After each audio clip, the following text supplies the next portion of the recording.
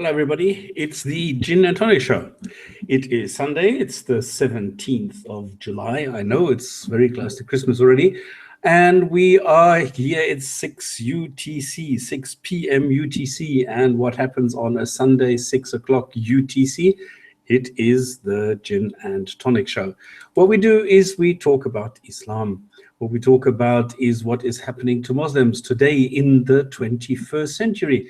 How do people handle this? And what I want to talk about today is a little bit more about extremism and what an Islamist is. And I'm going to be using what Majid Nawaz uses the definitions because they actually make a lot of sense. I don't 100% agree with them, but they make sense. Now, the way that it works is I normally do some definitions in the beginning just to make people understand what it is that we are doing and why we are doing this. And then we're going to do some things, video of the week, misconception of the week, some news, some topics, and then finally the Hadith of the week. Unfortunately, not done by Ali, but just read by me. If you want to participate, you just go to live.godless.ch or just to godless.ch. Or if you want the whole thing, you can go to www.godless.ch or http ://live.godless.ch. If you want to participate, if you want to come here, you want to chat, you want to talk, you want to contribute, you want to ask, you want to correct, you want to whatever, then just go into hangout.godless.ch. What it means is you just type this into your browser. You don't need to go to any program. You don't need to load any app. You don't need to do anything. Just go to your browser and you type in godless.ch and you're automatically connected. So the way that we work is we first define what it is that we do, and then we go ahead and we just talk a little bit. So why am I doing this? All right. Why am I talking about Islam when I myself am not a Muslim? I am a non-believer. I do not believe that gods exist, and that is the way that I am. I don't need a God in my life. So why is it then that I, as a non-believer, why do I go and spend so much time on Islam? Well, number one, let me just define what a non-believer is. Somebody who does not believe. Let me put it the other way around. If you believe that a God exists, if you believe that there was a God which created the universe, which created life, which made everything, and which has a personal interest in what you are doing on this planet, then you are a theist. In other words, from theos, with God. You believe that whatever you do has impact on your future existence. You believe that there is some sort of an existence after you die, and depending on what you do in your life, whether it's 1 year, 2 years, 50 years, 80 years, or 100 years, whatever you do in that time period determines what it is that you're going to do in this future existence. I don't have this. I don't believe that, number one, that gods exist. I don't believe that a soul exists. I don't believe that there is a future existence. I don't believe any of these things. But for some odd reason, I am still affected by what Christians do because I am living in the year 2016, and 2016 is apparently or supposedly 2016 years after a guy they came up with called Jesus was, what was it? Was it when he died or when he was born? I think when he was born. when he was born. And this is quite funny. I don't understand this. Why would you create a creature called Jesus and then start counting time from the time that this Jesus character existed? Now, in Islam, it's a little bit different. We are affected by Islam, not just because we are counting the date, because we don't. So it seems that the Islamic God is not as strong as the Christian God. But what happens is every single day, I've been living in the Middle East since 27 or something like this, and every day you hear the no, and you have, for the Muslims to go and pray. They don't have smartphones which tell them to go and pray. So they need somebody sitting in a tower to tell them that now it's time for them to pray. Then they don't have the people who can climb up on a tower anymore, so they use speakers. Now the speakers are not big enough, so they introduce huge speakers. And every mosque has huge speakers, but they don't have synchronized watches. They don't have a single time reference. So everybody sort of does their own thing. So on my left, I have a guy saying, "No, no, no, I have to go, come pray." And then, like 30 seconds later, the guy on my right starts screaming, "Okay, now you need to come and pray with me in my mosque." And the guy behind me then 2 minutes later starts, "Okay, no, you got to come pray in my mosque." I mean, what am I going to do? Such confusion. So we can see that this is not the most modern of things. And this is how Muslims live in Muslim countries, where you have Sharia implemented and it's an Islamic Muslim majority country. And that is why it affects me on a daily basis. It also affects me because I am not allowed to get into a plane without doing funny things, doing a dance where I take off shoes and they need to check that my shoes are not filled with some explosive. I need to open my bags, the laptop needs to come out, tabs, everything needs to come out, and I need to show that these things are not filled with explosives and all sorts of... This is all due to terrorist threats over the last couple of years. Now, the funny thing is, there are terrorists. I mean, there have been terrorists, for as long as I can remember, or as long as other people can imagine. But the funny thing is that most of the terrorists today are linked to Islam in some way or another. So I am being affected there. I'm no longer allowed to draw a caricature of something, because then some Muslims will feel offended by this drawing. So before I, in any country on this planet, do something, I first have to consider what some guy in Yemen or something, or in Indonesia, will find offensive. And that is how it affects me. And GP, no, I just very, very clearly said most terrorists today are somehow connected. No, what I was trying to say... I'm not saying terrorism or just Islamic terrorists has everything to do with Islam. I said we have had terrorism for as long as humans have existed. Excuse me. I'm just trying to point out terrorism is a very large subject that Islam is just a very small part of. No.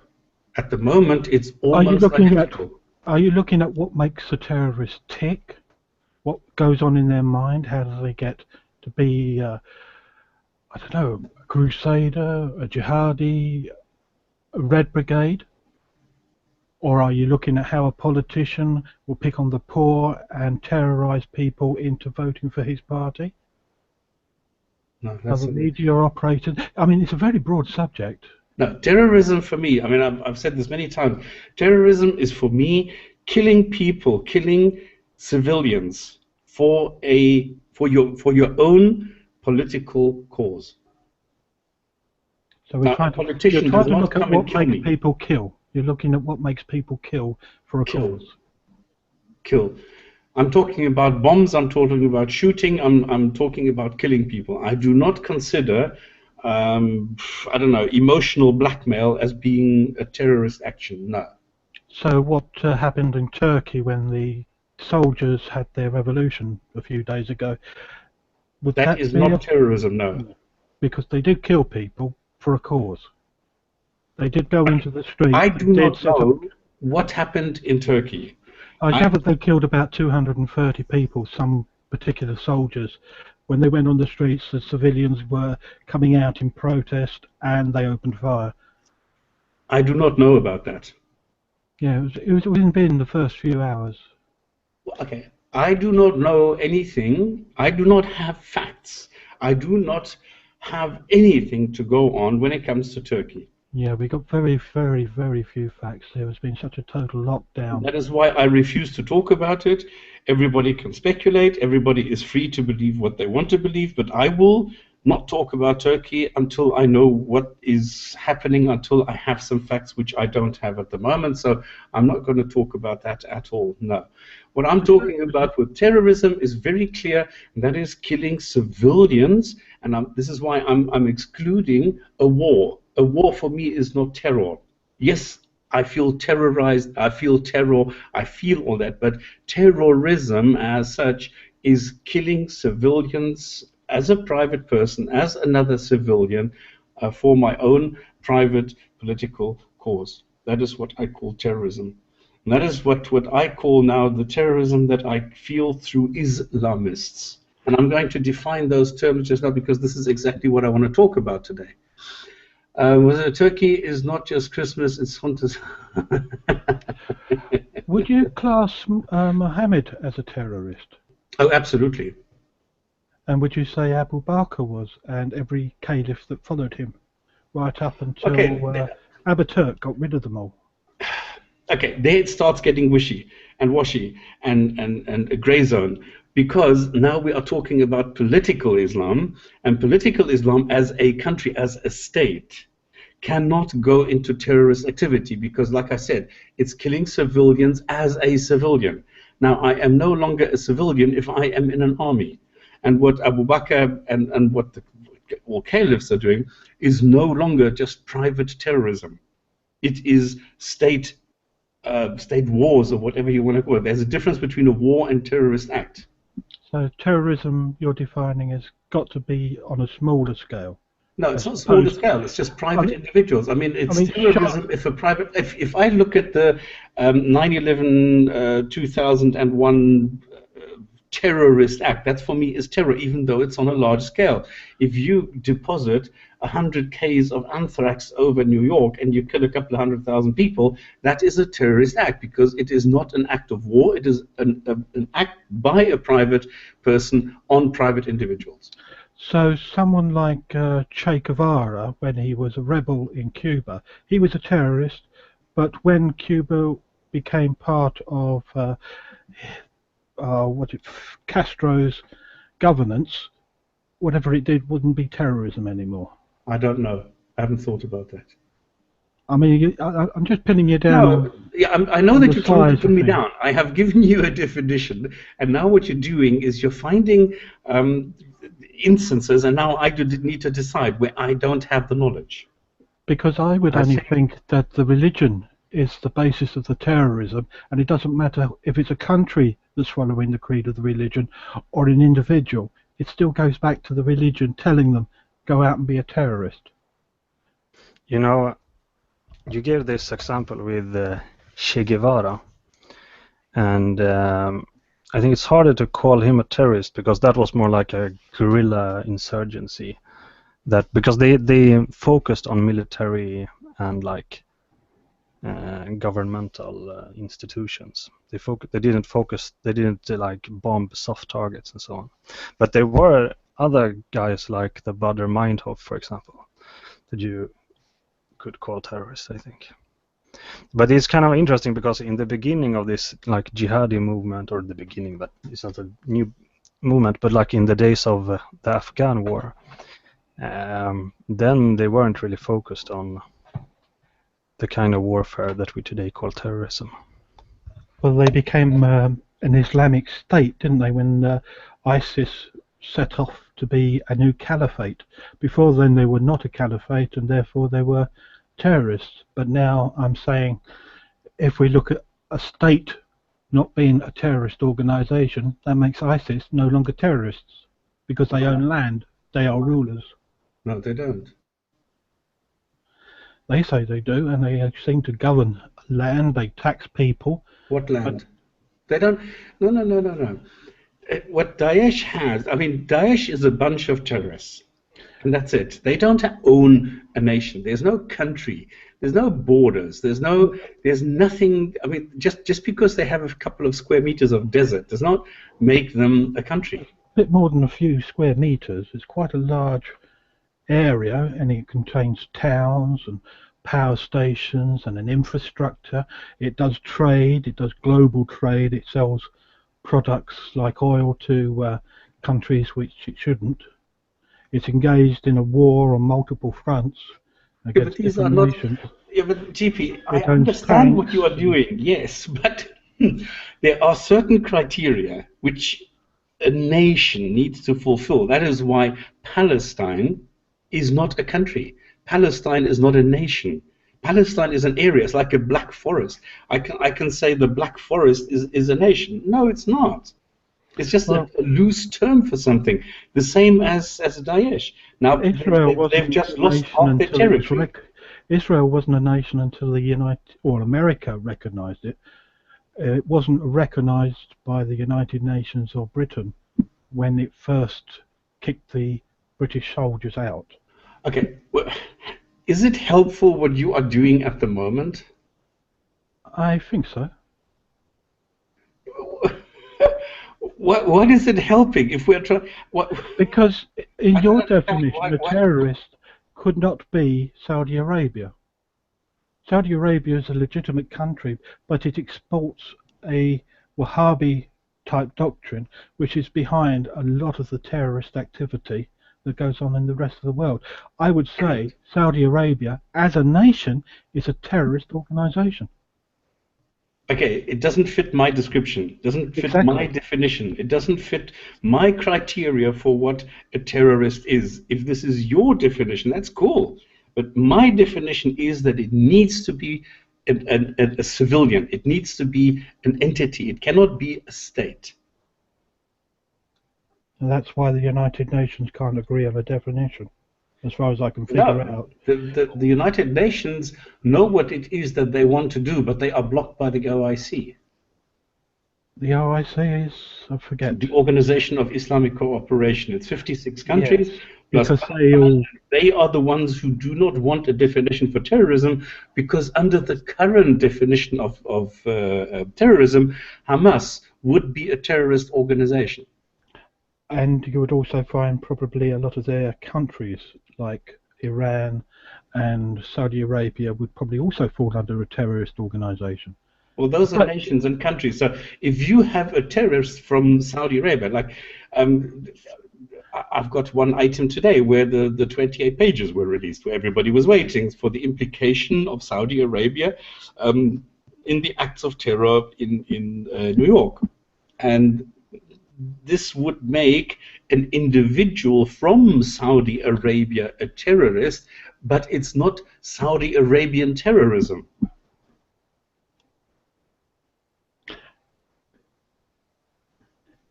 I guess that's why Bush defined them as the axis of evil rather than the axis of terrorism.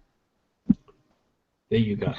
Because he too could not get past the correctness of definitions to not offend This is people. why we are talking about these things, and this is why I, as a non-believer, am talking about things which affect me on a daily basis. Now, I want to say something about That makes word. you a terrorist, doesn't it? It makes me a terrorist. No, it does. In Saudi Arabia, atheists are regarded as terrorists. Yeah, and that is how ludicrous this is. They have defined the non-belief, which is not an act, which is not, it's just the absence of a belief, all right? It's not a position, it's not a statement, it's not a claim, it's not anything. It's just an absence of something. To declare that terrorism is absolutely stupid. Wouldn't you say that it's not stupid? It's based on what Muhammad said. An atheist is making mischief in the land. Okay, that's mischief, and that is not... by saying there's no God, is that not a mischief to somebody who's a theocrat? I would call, well, I don't know. I don't know. It could be mischief, but it's not a terrorist, according to my definition. Well, it's terrorism if you are believing you're going to go to heaven or hell, and somebody says, well, neither of those are going to happen. You're no longer going to heaven, and they're probably going to fill you with a lot of terror. Is that mischief? Yes. You're upsetting the status quo. You're upsetting the... I think spreading reality should not be called mischief or terror. But then... Okay. Last week, so I wanted to translate a hadith. I'm still interested, except now I don't have it handy. The Apostle of Allah sent a military. That's not my translation, but it's here. So I have, and I watched. But this Last is week not a I was translation doing. because it says with the female captives because of their pagan husbands. Now, Yeah, apparently, it says because the presence of their pagan husbands. The word no. presence is important, and Okay, apparently, it has the word presence there. no, it doesn't. Min How ajli does many azwaj. gifts? I have looked this up. This hadith, they haven't changed the Arabic text because I found this. No, they've changed the English, the translation, but not the Arabic. And this is Yeah, why but the it's thing is, important the to. translation is quite right. And I also have like sharh this hadith, found sharh this hadith. You have what? I found like sharh, like tafsir, but for hadith. You see what I'm saying? Okay, and they all say that this is word for word because of their pagan husbands, not because of the presence of their pagan husbands. Wasn't it because they were I married? look. I know Arabic, so I know. But yes, we can go through it like. No, it's just the question is there the word presence? No, it's like the important part is like تحرجوا من غشيانهن, so they were like embarrassed to like mount the women. من أجل أزواجهن, like because of their husbands, من المشركين, from the pagans. All right, so there is nothing there about the presence, and this was the important thing. Yeah. Well, not necessarily, because the way language can be structured, you don't have to have an actual word to imply presence. Yeah, but the implication but is not in this context. So they might just have been upset because there were husbands about, not because they had actually put the word. There's even Sharia reason why you can't, because if they would have sex in front of them, they would have to show their own aura, and that's haram. So, exactly, and this was the whole point.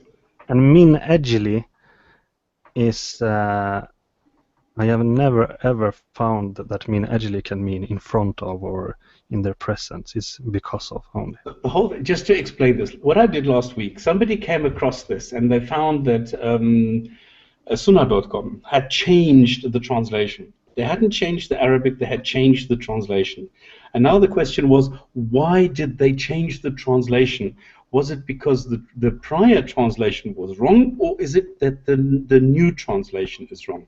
And this was the problem. I think it was the prior, because sometimes it turns out that the prior one was wrong. Yeah, because I've actually bumped into weird translations myself.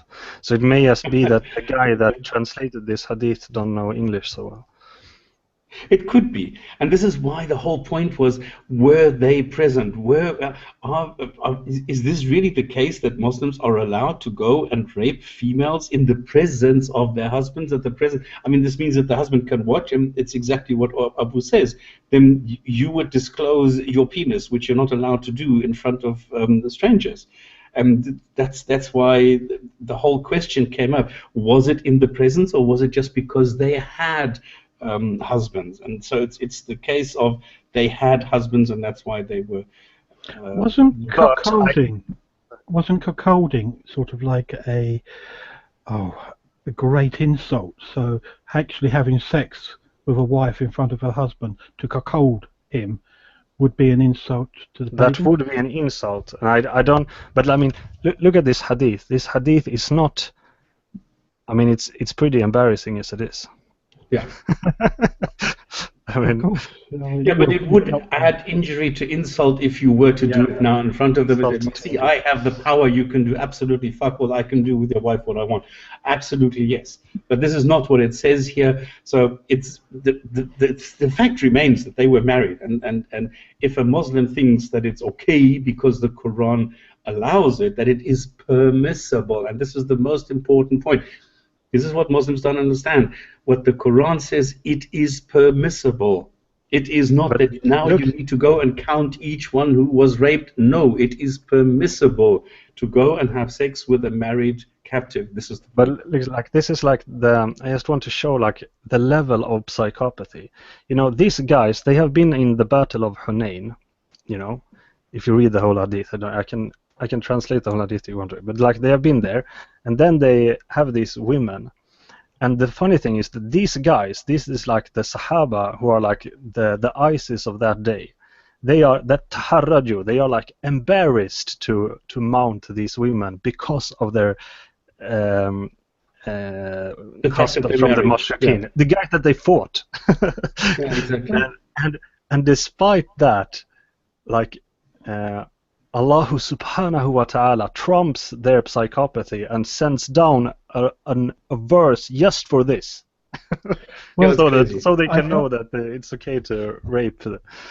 I know in medieval history it wasn't uncommon for people who had fought a battle to then rape and pillage. Yeah, it happens so I can understand Muslims in that era also doing exactly the same thing, but these people being pious in a religion might have had second thoughts, and maybe that's... Yeah, but it's just that you know, the Sahaba were better than their prophet's God. Yeah, like the Muslims are better than their God. Even the Sahaba that were like the ISIS of their day, even they were embarrassed to do these things. It does sound like they were, we are very holy men, we shouldn't be raping, and Muhammad said, yes, but unfortunately these people never really married, so you can have sex with them because they're now your property. Well, there's a whole... This is highly complicated. Who is married and who loses the status of being married when they go and get defeated? There are some of these so-called scholars who say if they are defeated, they are automatically divorced if they enter into the country of Islam. Well, this is a highly complex topic. The husbands. I mean, part of the sort of like way that Muhammad wanted to impress Islam on everybody was to absolutely shame and humiliate the people who were not Muslims. The thing is that people like this Fox Foundation and Yahya Snow and all these idiots now go and they say, well, never has there been any rape.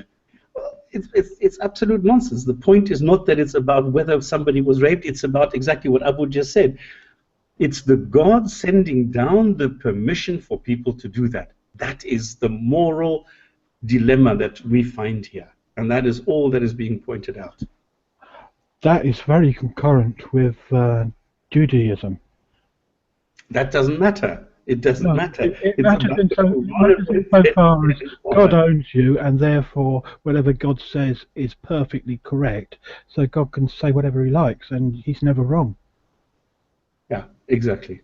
And that's I just want to touch on something before I forget this. Before the chat goes down, because Inialisnelo 17. My goodness, how do you pronounce that? Said, can you please include a trigger warning on all future intros on the Jinn&Tonic show, please? I don't know what a trigger warning is. Trigger warning is something that everybody defines for themselves that sort of sets them off. He's taking the piss. Oh, is that just a joke? Because I do not know what a trigger warning is. A trigger warning and microaggression and all this sort of thing are social justice warriors saying, you can't offend me. Okay, so this is a good idea. So to understand what a trigger warning means, that word didn't even exist when then it's starting to get bad. Okay, so when I do the intro on the Jinn&Tonic show, I will say, careful, this is the Jinn&Tonic show, we discuss Islam, and we are going to offend you. If you want to be offended, please stay here. White people, you need a trigger warning for that. I think this guy is probably ironic, though. It is. Yeah. Well, this is why I'm taking it up. Okay, so that is... The Lone Ranger's coming, trigger warning.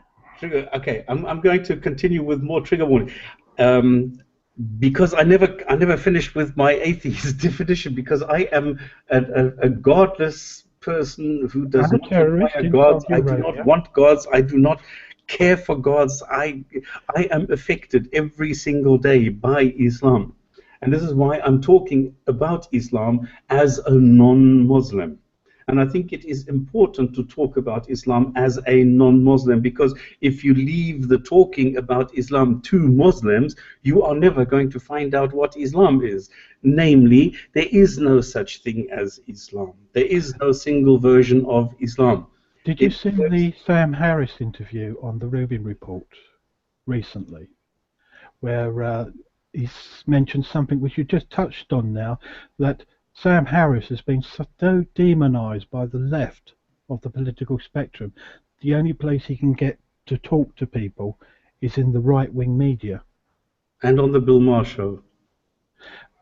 No, I mean, that's so weird, because Sam Harris is It's actually Majid very Bulard. left-wing, so it's really absurd. It is Majid absurd. Bulard has to go on Fox News now to talk about political Islam and its terror. Okay, so we're talking about Islam because it affects everybody. Every single person on this planet, basically, is affected by Islam in some way or another. And this is why we need to talk about it, and we need to talk about it not from a Muslim point of view, but from a non-Muslim point of view. Because I always say it's like looking at a mountain. Depending on where you stand, the mountain has a different shape. Even though everybody is looking at the same mountain, but looking at it from different angles gives you a different impression.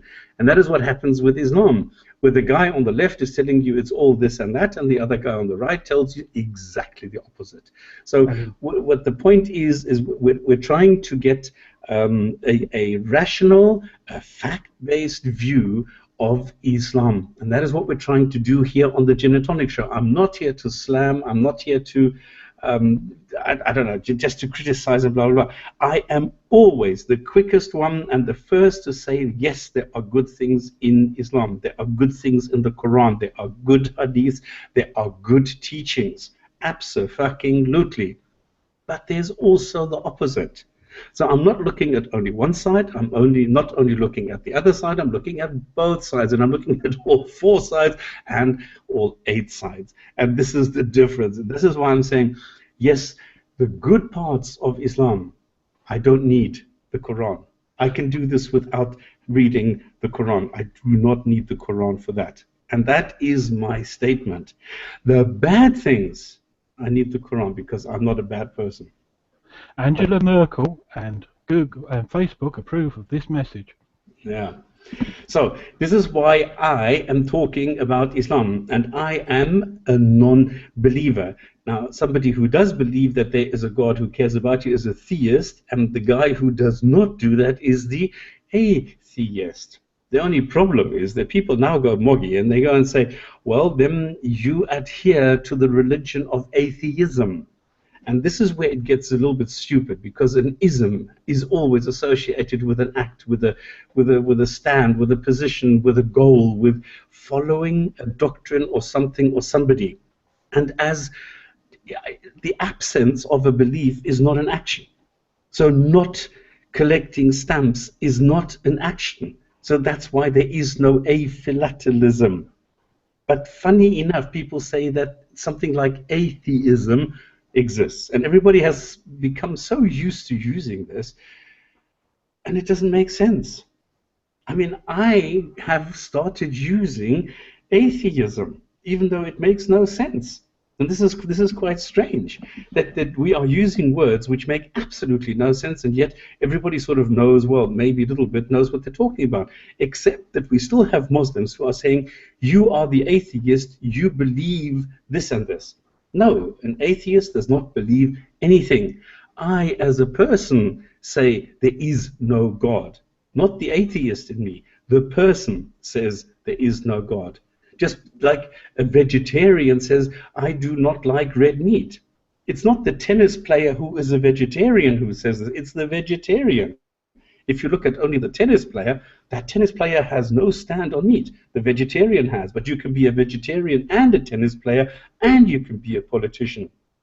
And you can be a lot of different things, and then this makes up the person, it makes up the personality, and then you make certain statements, and you have certain outlooks, and you have certain worldviews. That's why being an atheist is not a worldview, it is absolutely nothing. It is the absence of a belief. All right, I've done that. And it's funny that I still have to do that. It's funny how many people I come across who still do not know this. So, the atheist view of Islam, where Islam, and now we come to the next one. No, Islam is not just a religion. If I look at the Quran, I have so many sentences which say, if you do this, you will go to heaven. All right, so if I pray, if I fast, if I do this and this and this, I go to heaven. Now that is a spiritual message. On the other hand, the Quran contains things like inheritance, laws, how to treat this, how to treat the slaves, how to treat that they have nothing to do with any kind of spiritual consequence. This is just laws. This is just the way that Islam is a political ideology. And this is the point, that the way that I see it, Islam is primarily a political ideology, but there's a God in the middle. And the God in the middle dictates the ideology. And the God in the middle says, you need to behave in a certain way, and you can't use interest, and you can't do this, and you can't do this.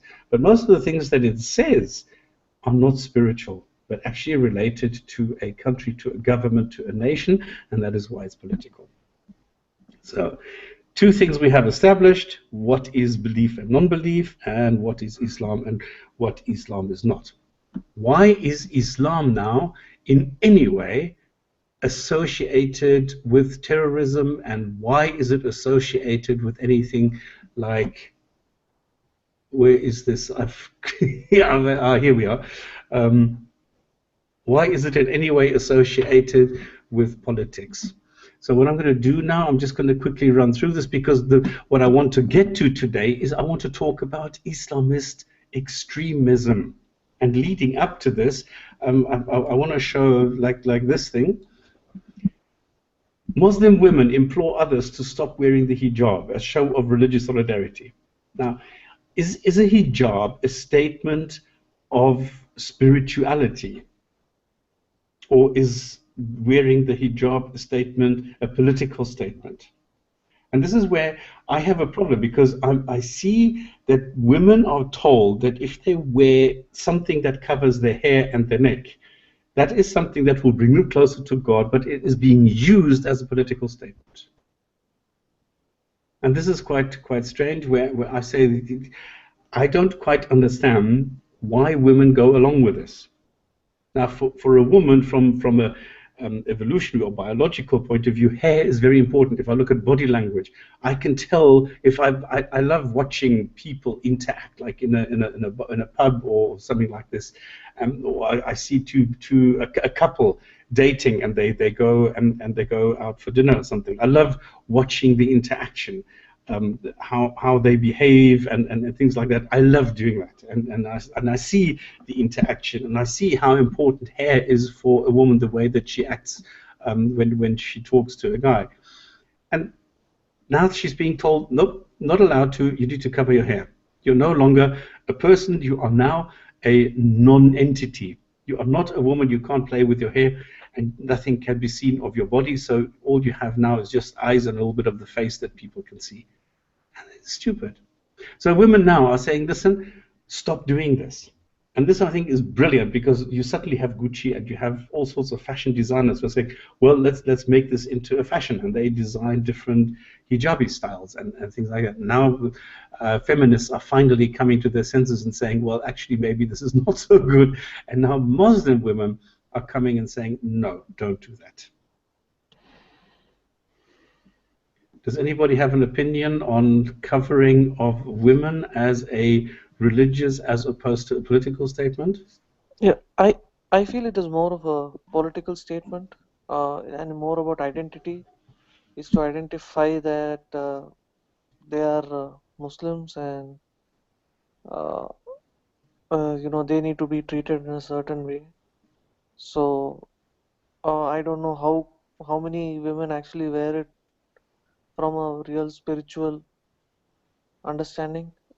Uh, I guess I see it more as a political standing. Even the Sikhs wearing the turban, it was introduced very very late. Not by the first Sikh guru. It was introduced by another guru just to identify these warriors as Sikhs. So it has got very less to do with spirituality. It's more to do with identity politics, I guess. I would agree, because I'm seeing a lot more people when I go out walking my dog wearing the face hair covering, and I'm thinking to myself, with all the terrorism going on, why would you want to stand out? And Yeah, it's this is exactly deliberately the point. standing out. And and It's a and if statement. it was all about humility, then why do you wear hijab and then wear a kind of top and a jeans? I mean, you should Why be not wearing wear a something. hat? You should be wearing something that is loosely and should not show the shape of your body. So I feel it's a little bit hypocritic wearing this just the hijab and wearing all a modern outfit That's on alone. top of it. The funny thing is that if you are, like, if you're in Saudi and you see women there, okay, cool, they're all walking around like this. But if you go out of Saudi, if you come to, I don't know, if you come to Italy and you see a woman wearing a burqa or a niqab or something, everybody stares at her. So you are now standing out. This is exactly what GP is just saying, because all of a sudden you are making a statement. I am now triggered. I'm now looking at this woman, which exactly is the opposite of what it is supposed to do. You're supposed to hide the women so that nobody looks at them. But if you come to a non-Islamic environment, the opposite is the case. Now you're suddenly sticking out from But everybody else, which is the opposite of what you're supposed to be. But wasn't one of the real reasons why they wore these costumes in the first place was to make them stand out so the soldiers wouldn't rape them?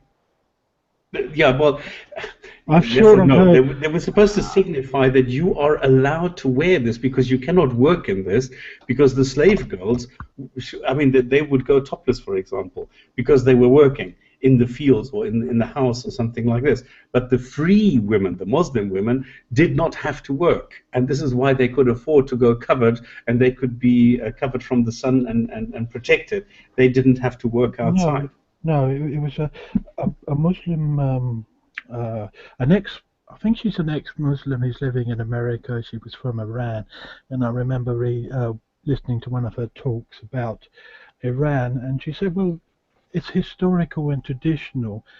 And I have read with hadiths that back it up, that the soldiers had sort of like attacked places like Iran. They'd gone there, they'd occupied, then they brought their wives over, and the only way they could tell the difference between a Muslim and a non-Muslim woman was the covering. Just to pack them away Anyone who didn't have a covering was fucked on the street, basically. A Muslim soldier could have sex with whoever he fancied. That was Okay. I think I've seen that tradition somewhere in Europe also. And you get that in parts of Cologne. That is part of the, they're not covered. We can have them. Anybody's. But I mean, like, Oh, if you go back in history, it's not like the Muslims. I mean, if you look, for example, at ancient Athens, if you look at old artifacts and so on, like the women looked pretty much the same as in Saudi today. Maybe not exactly, but almost. So I mean, it was a common thing back then. But look at nuns today. I mean, even nuns, they still follow the old tradition. Yeah. So especially in the Middle East. Okay, but now, do you agree that you shouldn't make this into a fashion statement, and they should stop advertising this and going along with this, and people should continue criticizing this?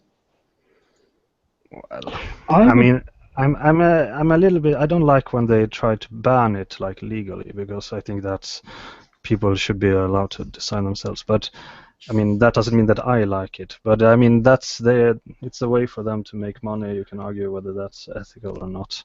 I am looking at the photograph, and I'm saying some of those are very uniform. And if it's a uniform, it has to be banned as a political uniform. I mean, some head cover. I mean, nobody's stopping them, in theory, covering their hair and tying it up or shaving all their hair off or anything like that, or wearing a scarf and a balaclava. But what I'm seeing there is not a sort of like religious I don't statement. know. I am seeing something just like I a think Nazi that's a uniform. very slippery slope. If you start to ban uniforms, what is a uniform? Are you not allowed to? Well, I think that's. it's already banned in England. You cannot wear a political uniform. That's been Yeah, in but law that since was because of the brown 1948. shirts. That was like 100 years ago.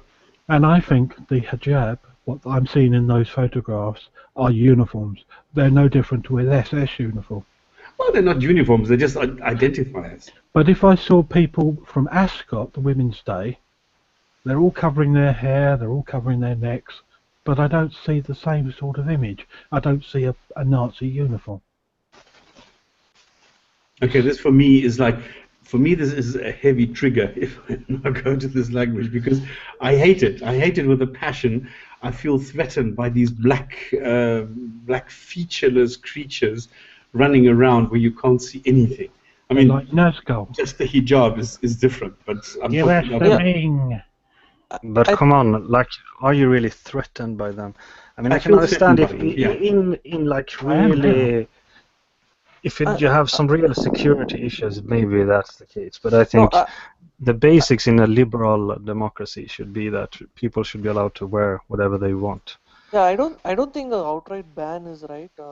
I think individual institutions should be allowed to ask people who come into them, like banks and universities, should be allowed to tell that no, you cannot sit with your burqa on inside the class. So identity sensitive places should be allowed to enforce their own dress codes, Well, but in public, you're not allowed to wear the swastika in France or Germany. yeah, but Mm, You're not allowed to wear they should be I mean, allowed to in public, and they should be the others swastika should have the is freedom to ridicule them. but they're not the allowed to. swastika is a religious symbol for Hindus. Yeah, but they're not So allowed to wear it they're at not all. not Because what's it? That Sid Vicious from the Sex Pistols, one of his sort of like anarchist statements was to wear a swastika and walk around the streets of Paris. But like And if a Hindu, he could have someone that been has like, arrested. He could have been arrested and put into prison for doing so. But that was like, that's weird. I mean, that's also like if one political movement, say that like you have some movement that steals the symbol of the cross, for example, should Christians not be allowed to wear the cross?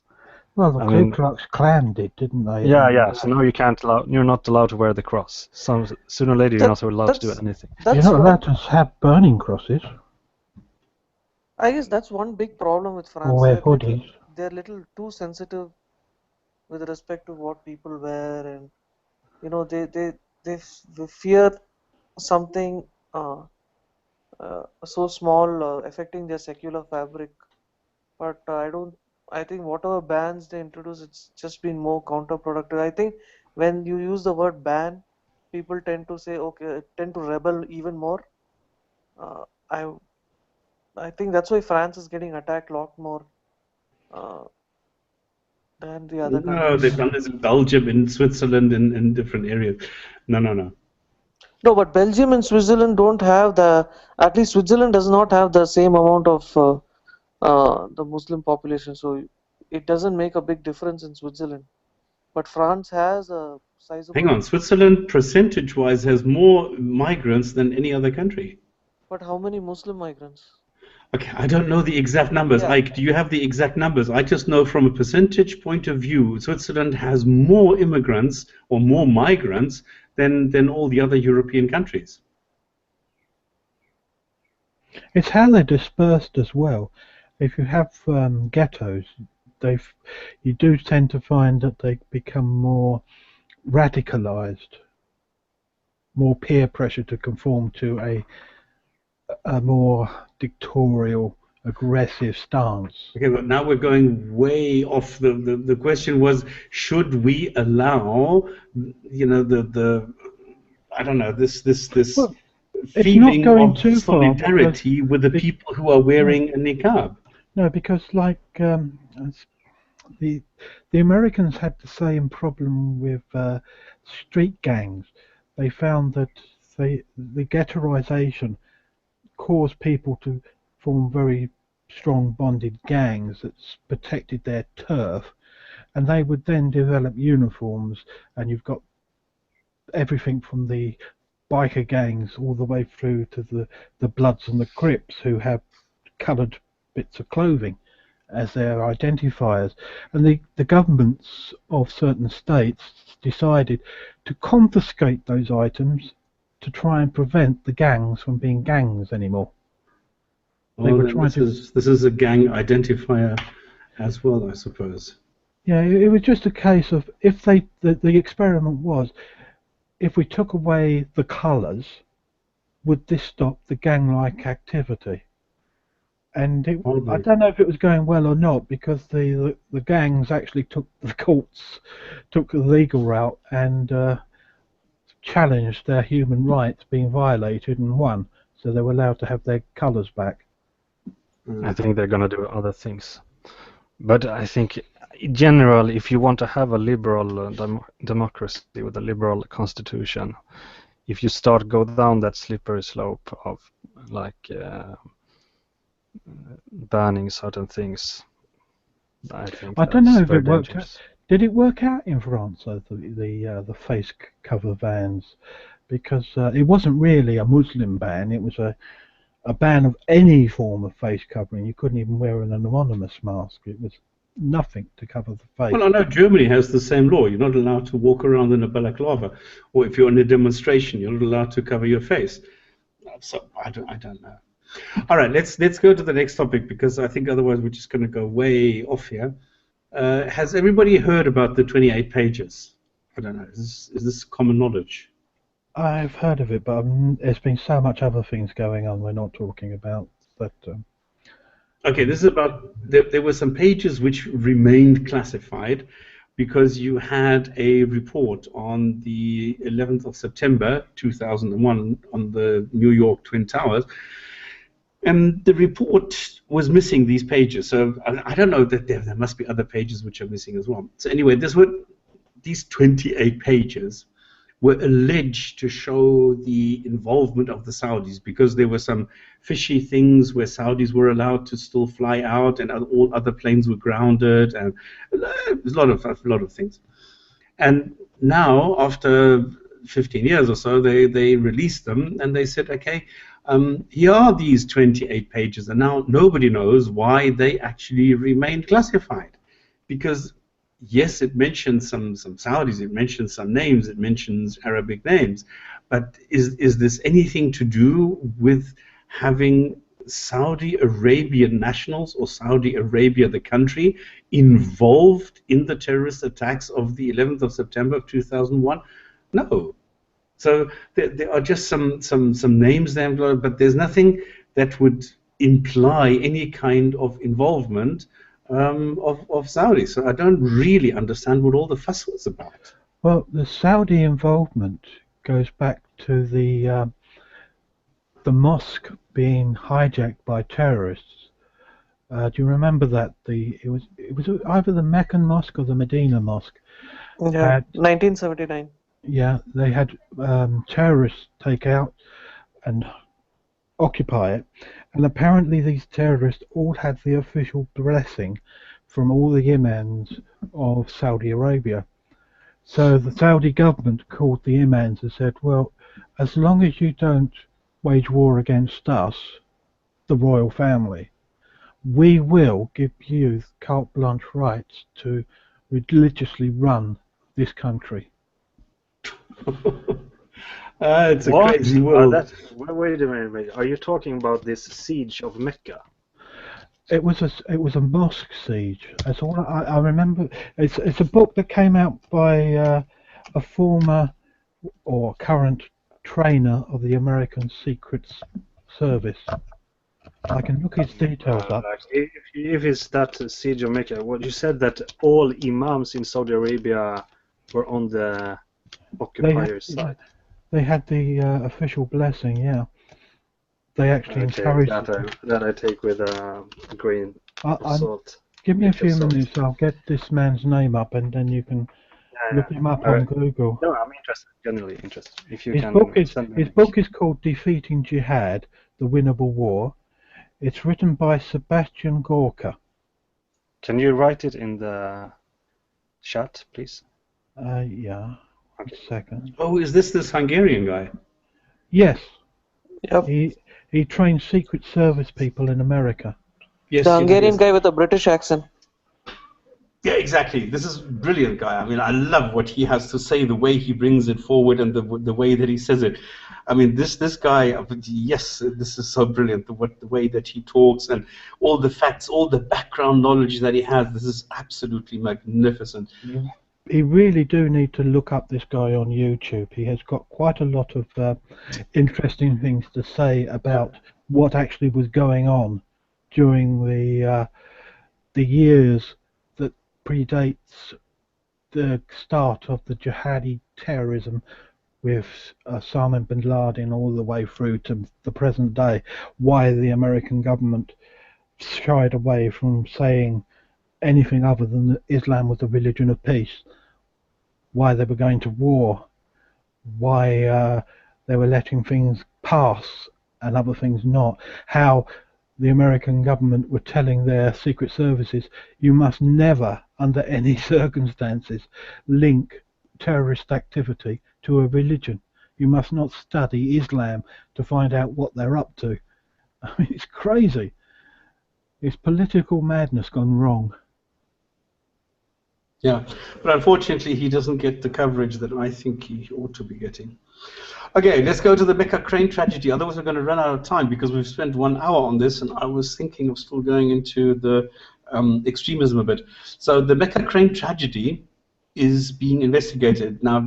Just in case people don't remember, what happened is that during the construction, a huge crane in Mecca crashed and killed several people. This was a big thing because it shows that this God, the Islamic God, is not really that interested in Mecca and does not protect people in Mecca even if they are there.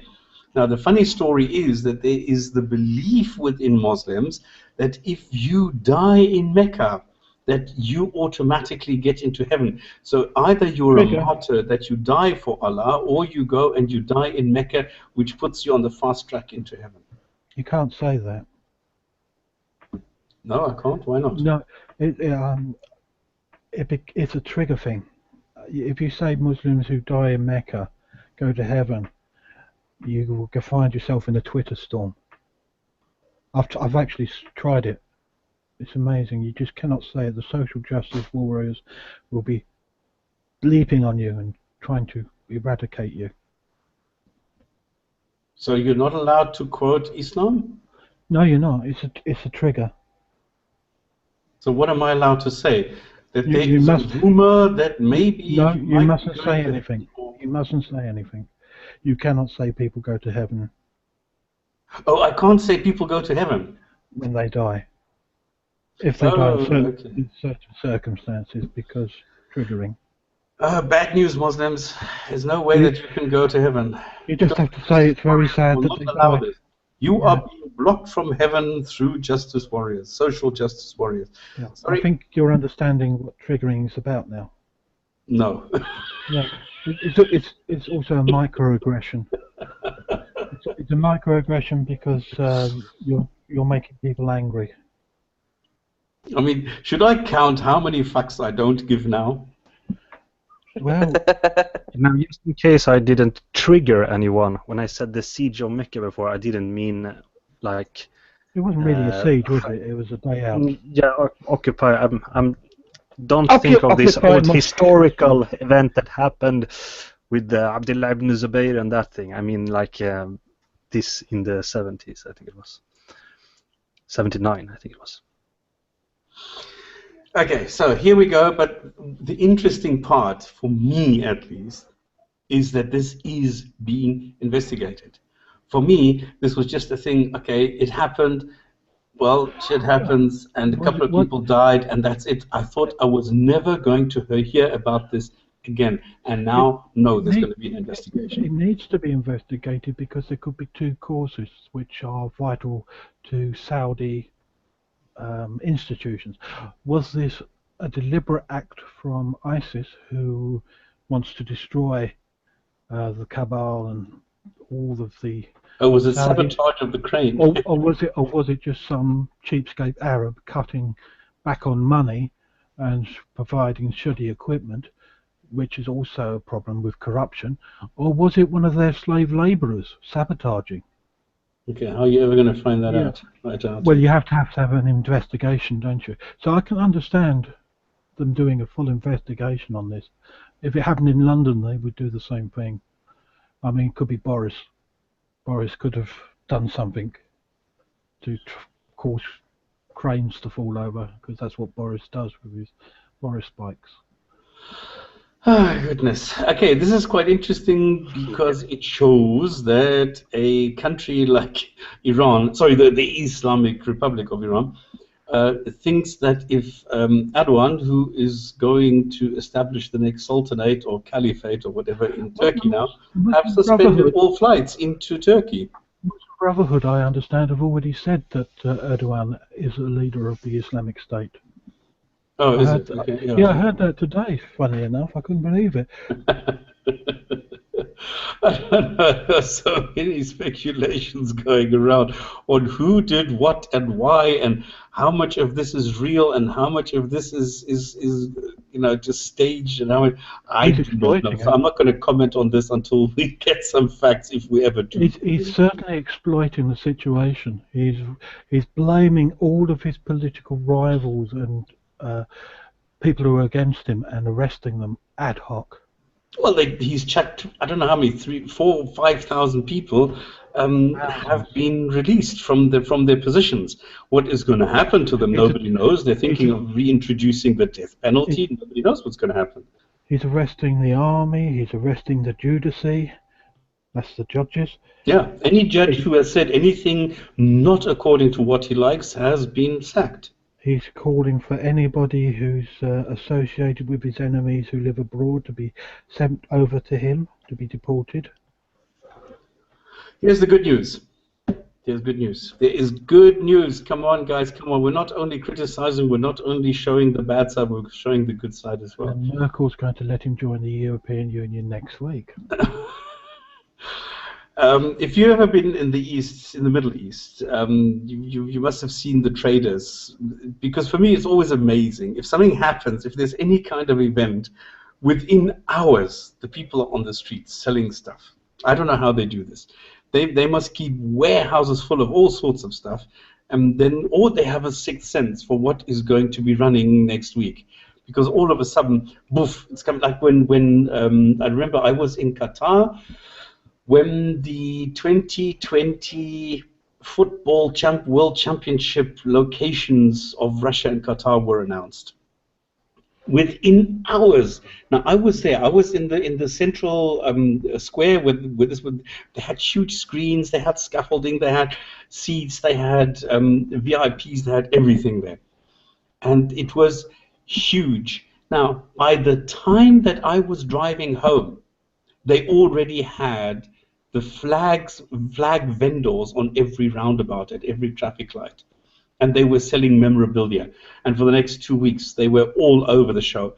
Now, I do not know whether really the people went and bought millions of these flags and also and mugs and all sorts of things that they had with the Qatari flag on them, where normally I wasn't able to buy them. Like before, I said, okay, I want, just as a stupid thing, I want a tea mug with something Qatari on it. I couldn't find it. When the football was announced, poof, they were on the streets, just like that. I don't know how quickly, how they did this. And now what you have is you have these vendors everywhere. And this is the same thing with the fruit, because the people are too lazy to go to a supermarket to go and buy fruit. So on the way home, they will just stop and they will just go and buy this. Now, the thing is that they were bypassing the entire system.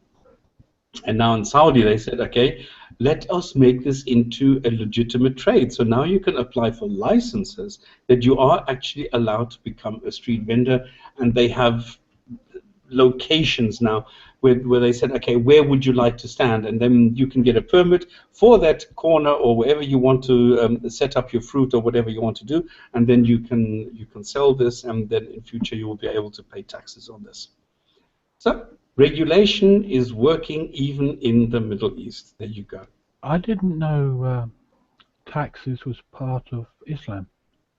Yeah, it's becoming part of Islam, and it's becoming part of Islam fast. Like I remember, I always worked completely tax-free, and everything was. I mean, you got the house, you got the car, you got the transport, you got everything included in your package. It was the expat package, and now this is changing. Now they want to charge, and they want to do all sorts of things to people working here. Part of Islam, and it's becoming part of Islam fast. Sandra, can I remember I always worked your microphone. Tax-free, and everything was. I mean, you got the house, you got the car, you got the transport, you got everything included in your package. It was the expat package, and now this is changing. Now they want to. Why can't I mute the microphone? Well, I think it's more a case of, can you do something about the video as well, because I think it's swallowing up your bandwidth, so we can't hear your voice very well. Oh, okay. Should I move closer to the microphone again? Because I was No, just it was Thunderous One. He came on briefly, did a lot of talking, but it was staggered and interrupted, and I think it was his bandwidth was being swallowed by his video. Ah, that's possible. Okay, so that was the good news in Saudi now, and not so good news because somebody who's quite popular on Facebook was not seen as being that popular in the country in Pakistan, and she was killed. Yeah, and it looks like the brother did this. Facebook is getting a lot of crap recently, isn't it? Has the police been around to see you yet? No, I don't. I know I have a Facebook account, but since they changed all the rules and things with names and stuff like this, I couldn't do the stop spamming, so I had to invent some name and then do it as a sub-page on this name to have stop spamming it. And they're doing it retrospectively, aren't they? People they've arrested them on things that they've done in the past. Oh, really? 60 people. I've just called it up. IB times copy. Arrested for what? In where? Hang on. It's probably for hate speech or something stupid like that. German police have arrested 60 suspected far-right extremists. That would be STOP. He is very far-right. After conducting its first ever nationwide operation against hate speech. Morning raids in all but 2 of the German's 16 states on Wednesday the 13th of July targeted dozens of properties thought to be connected with extremist groups promoted Nazism and anti-Semitic views on social media. Now, this is what I'm reading on that page, but what I read elsewhere, it was mostly Muslims groups, anti-Muslim groups that were being attacked under the charge of xenophobia. So maybe I'm going to be attacked now because I'm showing an honor killing in Pakistan. Yeah. I think it was what it was boiling down to. It was part of what Merkel was trying to get Zuckerberg to do data mining for anything that quoted Islam or Muslims. It is crazy, isn't it? But she was apparently not doing anything wrong. She was just popular on Facebook. And all that happened is that now the brother says, no, you're not allowed to do it. I mean, there's a lot of controversy here because a lot of men are saying women should not be on Facebook. All right, they shouldn't show their faces. They shouldn't do this. They shouldn't do that. Women, per se, should not be on Facebook. That's not the controversy. The controversy, as far as I can see, is people saying that terrorism. We'll ignore that. We're not worried about the terrorists. We're worried about the potential threat of the right wing. The right wing who haven't actually gone out and killed anyone, we're scared to death of, so we must attack and arrest them now. That's the narrative I'm seeing that's floating around the media, the official medias. It's ridiculous. They will not talk about who's doing the terrorism.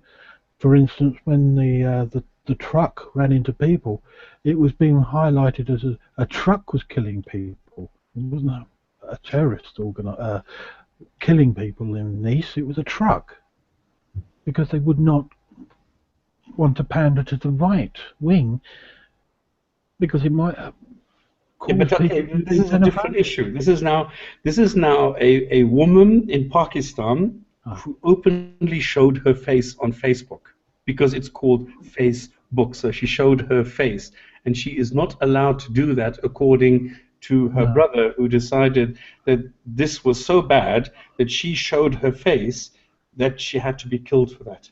But Because that's it not was unusual. Usually they throw acid in people's faces in or Pakistan. something like this.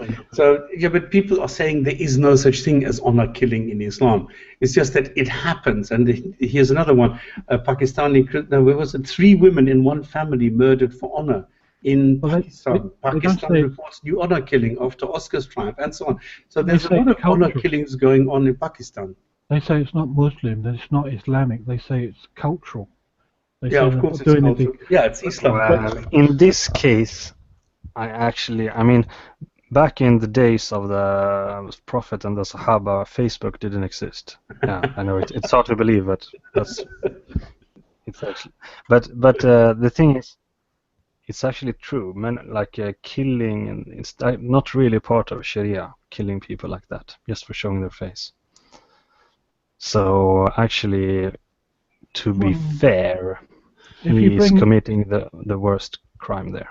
if Okay, you so bring, where does this come from? Where does this honor killing concept come from? Why are so many Muslim families so worried about the honor killing of their family members? Well, Right. I mean, these kind of there have actually been a lot of research on this topic, but I mean, this honor, there are clear like evolutionary biological reasons for why men are very protective of their women and so on, and why they want to control women's sexuality and so on. So there are clear Why don't evolutionary I have reasons.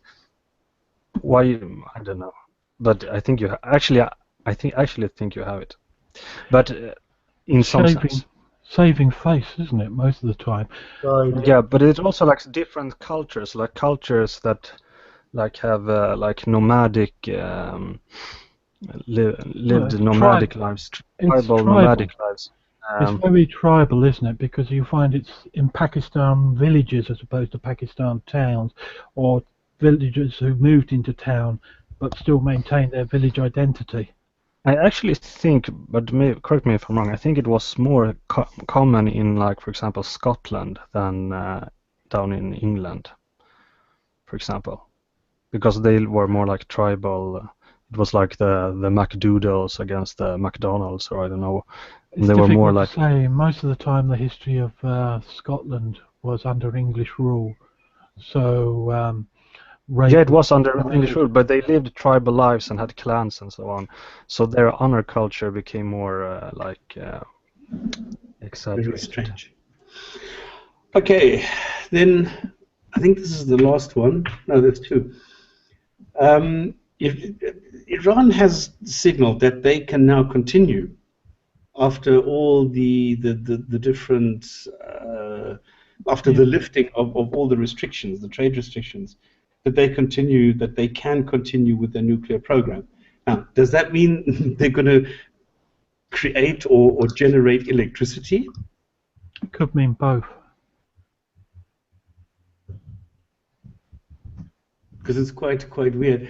When I saw this, I thought, okay, what does that mean? Are we going to get a warning again from Israel that they are going to attack now Iran as a preemptive strike so that Iran cannot attack Israel? Or what is actually going to happen? All of those things. Iran has a nuclear weapon. I mean, Pakistan has had it for, I don't know, a decade, and nothing has ever happened with it. Is that going to be a difference if Iran has it, or sorry, the Islamic Republic of Iran has it? Iran and Pakistan has exploded nuclear bombs. We know that, but we don't know if they got the capability of launching it more than a few feet. Well, Okay, but I don't think it's a good thing that, I mean, even if you have nuclear weapons in non-Islamic countries, that's a problem. Have you seen this video? Or maybe I thought I would say Sam Harris, but there are like videos, realistic examples of how you can smuggle in like a nuclear bomb through a boat and detonate it in a large city and so on. Well, if they can smuggle in drugs, they can smuggle in nuclear bombs. Yeah, So, but it's a problem that it exists anywhere. But I don't think it's a good thing that the Islamic Republic of Iran gets it, and I think they will get it soon, unfortunately. I agree with you, But I'm not sure unfortunately, they yeah. will immediately start to launch rockets at Israel, and they have to build up missile capability and so on. But it's very bad for the region. I'm worried what the Saudi Arabia will do.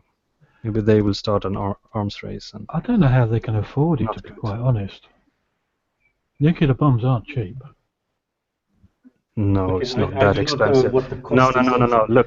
Look. It's not that. Well, If you have the raw material and they try telling that to the Labour and Conservative governments in England right now. It's the idea of having the delivery system called Trident is going to cost trillions, and even that can be hacked by some kid in a room, according to some of the technical data that's slipping out. I think they can afford it. Look, without mentioning any names, a certain Scandinavian country was very close to get nuclear weapons after World War II, and they cancelled that program, not because they couldn't do it, but because they realized that it actually was the Americans that didn't like the spread of nuclear weapons. There's only But, one reason. There's only one reason to have a nuclear bomb anyway, and that is to have the veto in the United Nations. Well, the only- I mean, it's really practical. I mean, It's nowadays automatic. it's very hard. I mean, maybe before North Korea had the nuclear bomb, you could think of an invasion, but now it's kind of unthinkable because it would just be too much damage. So it's practical for that country, but it's not good for world. Well, it's not even practical against an invasion. You remember when the USSR? No, fell? but it's not against the invasion. But if you have it like, if you launch an invasion against us, we will make Seoul into a desert. Well, you know when the USSR fell, about 10 years later they released all the documents from the Kremlin, and it was discovered that the official policy of the Russians was the West in Europe would launch their nuclear bombs and completely eradicate the whole of Europe, but the Russian troops would be sent over anyway to die. They didn't care. They were going to send their troops, the Russian soldiers, into the whole of Europe, just to make sure they could dig out and kill any surviving Europeans before their troops all died themselves. It's a total mad mutually assured destruction policy. I mean, in one way it was good because we knew that the damage would be an existential threat to like all of mankind. I mean, that maybe prevented a war, so maybe it's good in that way. But the only thing I've ever seen nuclear weapons actually be beneficial for has been, like I said, the United Nations veto. You cannot get into the bracket of a country who can veto proposals unless you own nuclear weapons. I think that's half the reason why our government in England wants to have the upgraded weapons, the new Trident, is because if they don't, they lose that vote, that veto. They're kicked out of the council. Would it hurt anyone, or would we lose anything if everybody got rid of nuclear weapons? Well, you wouldn't get that veto anymore, and that's the problem. Get rid of the knowledge either. The veto covers so many things. I mean, from I don't know, all the anti-Israel rhetoric that goes on. We all know that instantly America would veto it, and if the Russians didn't like what the Americans were doing, they would veto it, and they can only do that because they got the bomb. So if everybody got rid of it, that wouldn't decrease the knowledge. We would still have the knowledge how to do that, but we just wouldn't have it. It's like being able to build a pistol, but you don't build a pistol. Like, what would it hurt for everybody to get rid of it? But I think it takes time to actually make them. for instance, we know that Iran was had their reactor and it was all making the special uranium, but it had to take so many years before it could produce enough to actually use as a bomb. If they mutually agree to dismantle the bombs, you're not going to really believe that they've actually dismantled them. They'll still have the knowledge to. Yeah, but it could take them a few years to rebuild the broken machinery. If everybody were to agree not to build, not to have any nuclear weapons, that's what I'm asking. Is that a viable option to let everybody go? Everybody lets go of nuclear weapons. Would that help? Not really. I don't think. We've got thousands of other things that could destroy mankind in an instant. Okay. But it was just an idea. Okay, can we just get back to the definitions now? Because I would like to get into extremism, and I would like to go into Islamist extremism. Does anybody know Sam Harris's and Majid Nawaz's definitions of what a jihadi, jihadist, Islamist, and Islamic, what all the differences are? Do we need to go into that? Does anybody want to repeat it quickly? I don't know why people use the term Islamic extremist. If you go to the Qur'an and the Hadith, the manifesto makes it quite clear. A proper Muslim, a normal Muslim, is somebody that does what we consider extreme, but from a Muslim's point of view, that is just normal. An extreme Muslim would be somebody that claims to be a Muslim, but doesn't have any knowledge of the rhetoric of the manifesto, and who claims it's the religion of peace. That, to me, would be the extreme Muslim, the peaceful Muslim. Okay, what we have, we've decided that most Muslims are better than their God, so most Muslims are not proper Muslims. So how do you differentiate between somebody who is and who is not? And this is where this Majid Nawaz definition comes in. Well, he was just trying to cauterize the different aspects of Islam by saying there's a political Islam, there's a religious Islam, there's a spiritual Islam, and cultural, yeah. Yeah, so he was saying your Islamist is going to be somebody who's into politics and wants to have a caliphate, and your spiritual Sufi is going to sing and dance and transcend himself into...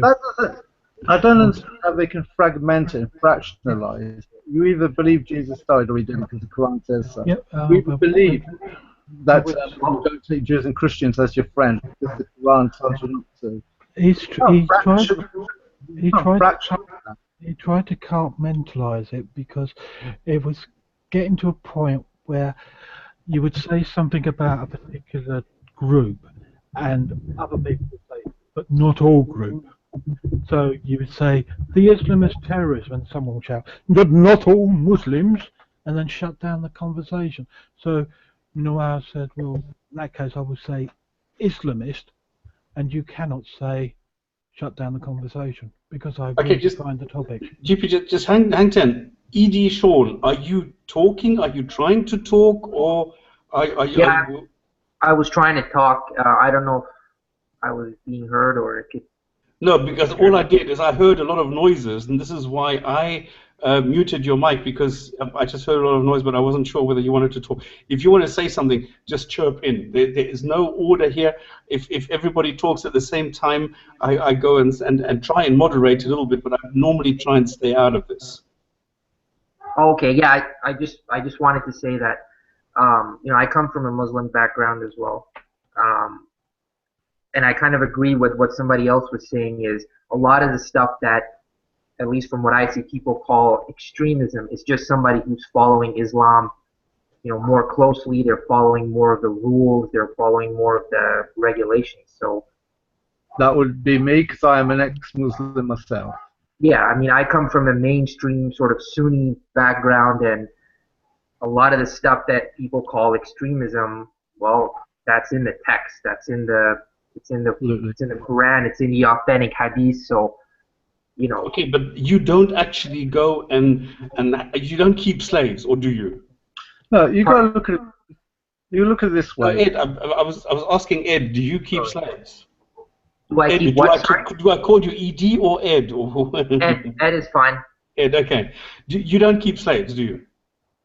No, absolutely. Well, I mean, I don't believe in Islam anymore. I mean, I've Okay, left but all as a that. Muslim, you did not keep slaves.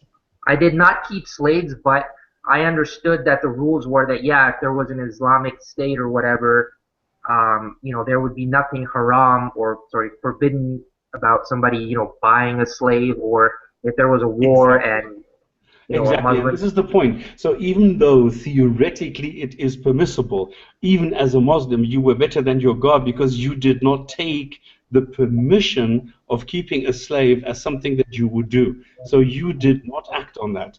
Now, how Well, do you differentiate between someone who does and doesn't? Well, what happened Well, was when I learned a lot of this stuff that, hey, this stuff is allowed, that's kind of the stuff that made me leave Islam because, you either follow the religion or you don't. And when I learned about stuff like this, because I was kind of in denial for a lot of these things, but when I was like, hey, let me actually go look at the Quran and see what it says, if this stuff is there, you can't deny it. So at that point, I was like, okay, obviously this is just made up stuff. I can't believe this is from some supreme being or whatever. So I just Congratulations. that Brilliant, kind of excellent. stuff made me leave. the question could be asked: do Muslims have slaves today? And they do. So, what Muslims have slaves and what Muslims don't? You'll find that the Muslims who have slaves are the very rich, the very wealthy, in pro-Islamic countries that allow this, that tolerate it. Because Okay. Right, and I believe it goes on in the Gulf in some of the. It's probably technically illegal in Saudi Arabia, but it still happens. Like when they get workers from Philippines or whatever Exactly. they use them Yes. as slaves. Believe me, I know there are. I would like to challenge Stop Spamming's proposition that it has to be somebody who actually keeps slaves. I think it could also be anybody who just supports the idea of slavery. A Muslim doesn't need to keep. Differentiate the theoretical part, the permissible part, and the actual doing and the actual, yes, I think that is okay. It's if they agree to it. It's not Well, a I case think of whether they actually do it. Would it not fall under the principle of communal responsibility that if you agree to it, even though you're not having a slave yourself, then you're an accessory after the fact? I would go with. I'd side with that. I'd agree with you there. Is it Thunder what? Thunderous one. Thunder what? Thunderous one. All right, Thunderous One. I agree with you. It's shared culpability, I think it's called. Absolutely.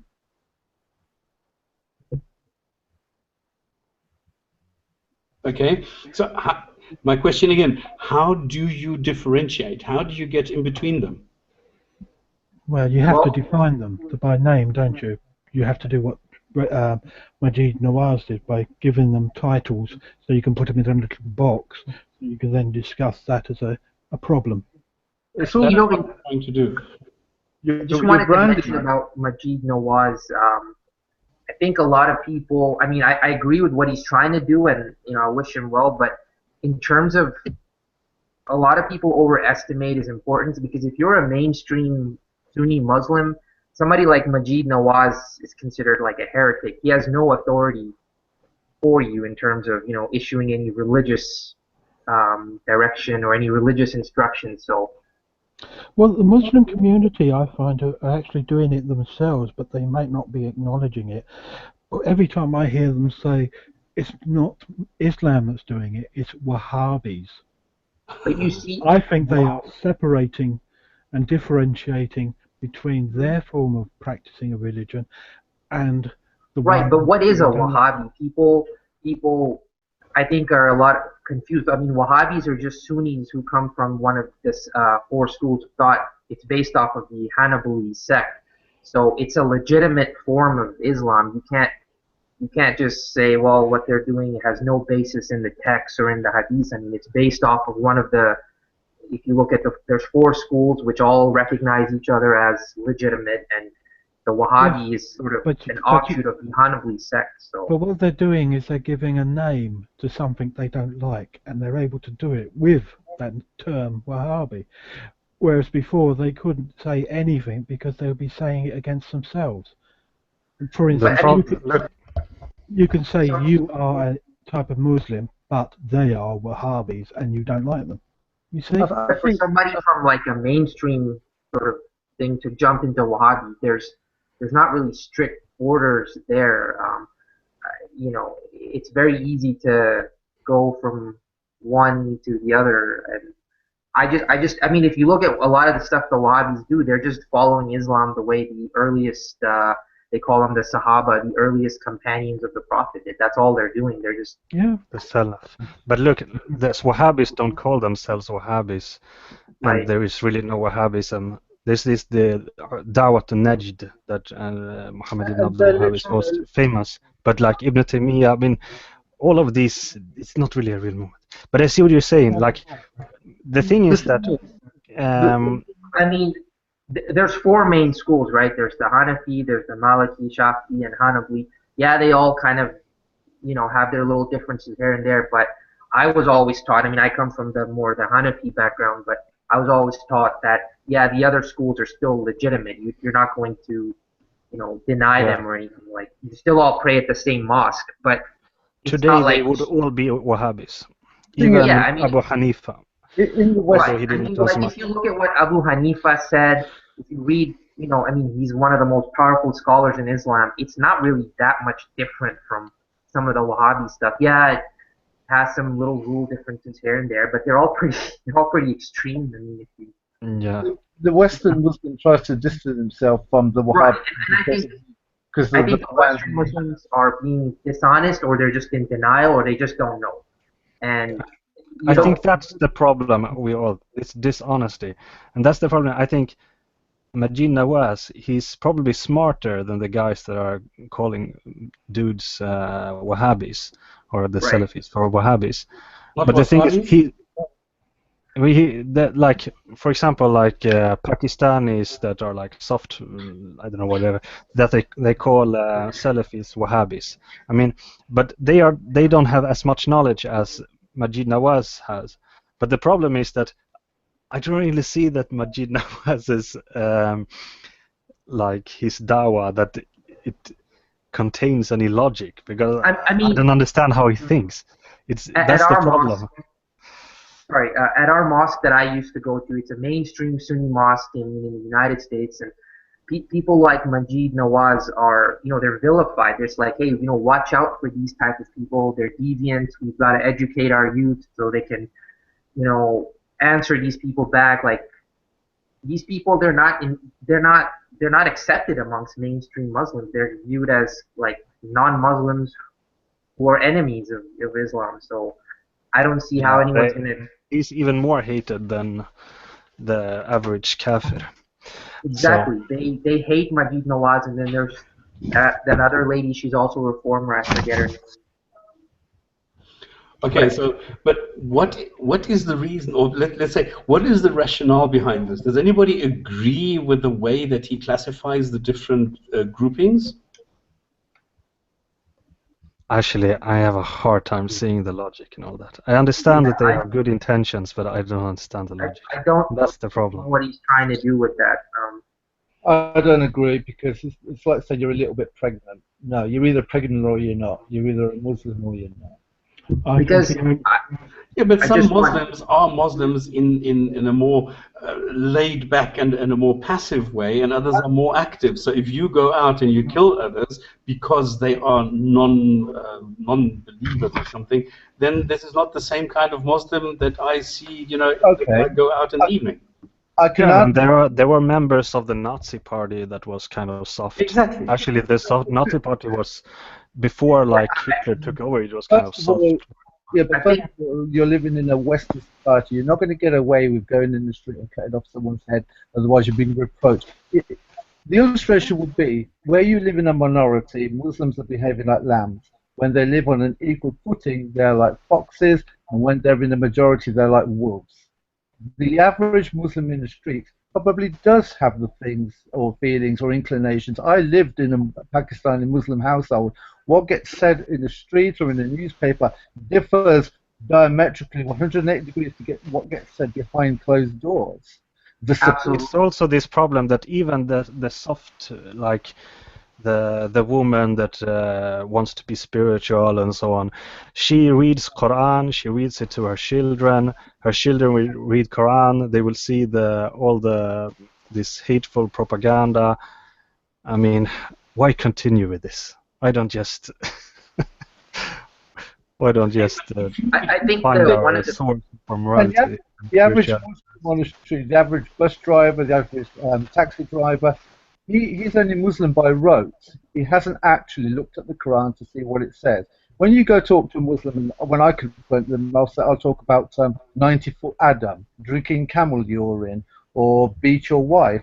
They will reject it even though it comes from their text.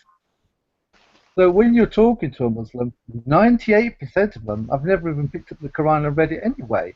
So when you're looking at them that just do the violent crimes that you expect of them, they're only not doing them because they don't know that their God asked them to do it. So they're Muslims by ignorance. Yeah, but how do you differentiate? I mean, I've been sitting with Muslims out, in the evening. You go for a Coke, you go and sit with them, and you chat and blah blah blah. Then you have the ones that you just hang out with during the day. I mean, I've been diving, I've been kiting with Muslims in the sea. So those are the nice people that you meet. Then you have the people. I mean, I went into imams, into mosques. I've been to cultural centers. They used to call me, here comes the crazy atheist. So they respected me. They knew that I was not a militant atheist or something like this, and we had a lot of fun together. But then you had the Muslims who tried to kill me, who went and attacked the hotel I was in simply because they knew there were people in the hotel who didn't believe what they believed. So I've experienced the whole spectrum, and I refuse to call all of them just a Muslim. Okay. First of all, human beings are humans. Our natural inclination as a human being is to peace. 98% of human beings on the planet probably want to be peaceful with their neighbor. It's politics and religion that divide that cause the problems. The ideology I think separates us. you need to. Hang on, just let me finish. Muslim, the peaceful Muslim, and the belligerent Muslim, the one thing that separates them from my experience is understanding of text. It's as simple as that. Okay. Agreed. So it's One the knows person more than the inside other. who reads the text, but is there a label that you can attach to them? I think it's just more devout. Like the more closely they're following the Quran, the Hadith, and the more they're going to have those sort of tendencies to. Those ones you went having a good time with, the Quran makes it quite clear. Do not take Jews and Christians, and you can certainly put atheists in that bracket. Do not take Jews and Christians as your friends. They're friends of each other. Whoever is a friend of a Jew and a Christian is like them. Now, is that person really a Muslim if they've got you as their friend? Clearly not. Okay, so you are saying it. You're saying it's binary. Sorry? So you're saying it's binary. It's yes, it's 1 or 0. It's black and white. If you're a Muslim, that's how black and white it is. Okay. So that for you there is no such thing as a laid-back cultural Muslim. Then it's not a Muslim. It's not a Muslim, is he? That's like saying if you're a Christian and you're having sex outside of marriage, when the Bible clearly condemns it, how can you be claiming to be Christian? Yeah, okay, but I see a car where a car has a combustion engine, but now you have cars with electric engines. Is that still a car? I would say you can't claim it's petrol. You can't claim it's a petrol engine if it's actually electric, and that's the problem. You can't claim he's a peace. You can't claim the man's a peaceful Muslim. That's a contradiction in terms, isn't it? Because a Muslim is someone who's submissive towards God, and that person who's a friend and peaceful and quiet is clearly not submissive to the will of Allah, because the will of Allah is do not take Jews and Christians as your friends. Okay, it makes sense on that. On that level, it absolutely makes sense. Yeah, if you're being strict and if you're looking at it like that, absolutely. Shit, now you've got me in doubt again. And I thought I had this all sewn up and all ready in my brain. Now you've gone and You can never do that from an ex-Muslim because you have to understand the mindset. You have to understand. Maybe that's it. Yeah. And also the Quran, reading the Quran, and don't go by that Hamza thought says the eloquence of the Arabic language. That's just a smoke screen and a shell. No, that's bullshit. I mean, yeah, absolutely. Yeah, I think a lot of the religion is quite clear on many aspects, but people always want to come up with, you know, convoluted explanations and whatnot, but if you go to the text, it's quite straightforward, you know. Yeah. They have to convolute it because, you see, the thing is, the religion quite clearly says if you leave Islam, it's punishable by death. So all ex-Muslims are under a death penalty with 1.2 billion Muslims that are going to kill them if they get their hands on them.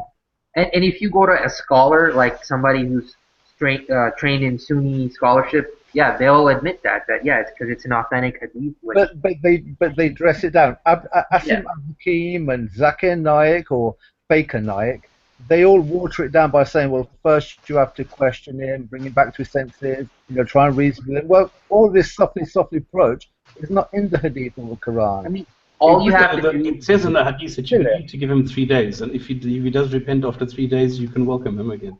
I don't see that in the hadith. It makes it clear, if a man leaves his religion, kill him. It doesn't say give 3 days. There's no protocol or process towards the death penalty. It is, if he leaves it, kill him.